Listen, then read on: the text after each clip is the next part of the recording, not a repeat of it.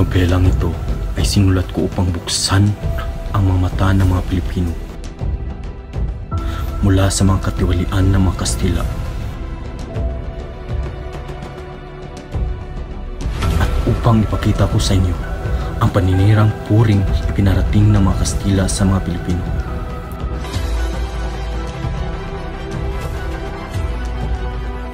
At sa bansa.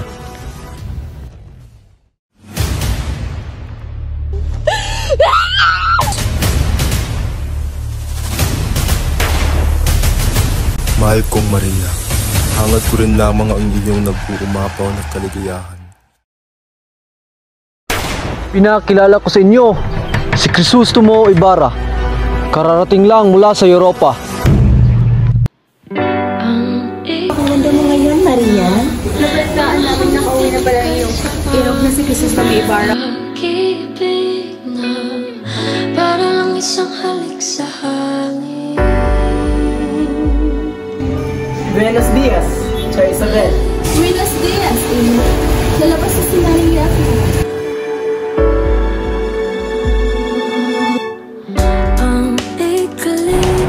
Hindi ko inakala na isang papel lamang magiging mitya ng malayang buhay ni Crisostomo. Alimalas! Subukan nyo lang magsumbong sa nanay nyo. Subukan nyo lang. Mahal kong Maria Clara, paamanhin, sapagkat ako'y lilisan na. Anak ko! Nasaan na kayo? Mahal kong Ibarra, sana'y ika'y nasa mabuting kalagayan kung nasan ka man. Anak ng demonyo! Crispin! Masili ako!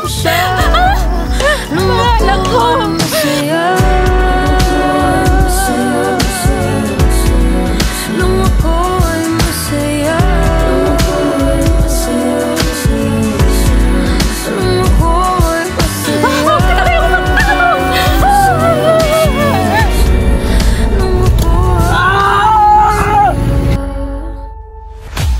Dumating na ang araw na iyon yung husga.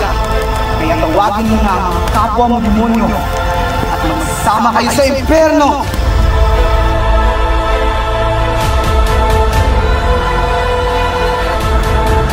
Mas pinipigil ko pang mamatay kaysa makasalan ng taong hindi ko naman mahal. Lalo ka ako sa Matahimik ka! Por favor! Ayaw mo na tumahimik ka! Indio, Indio, Indio.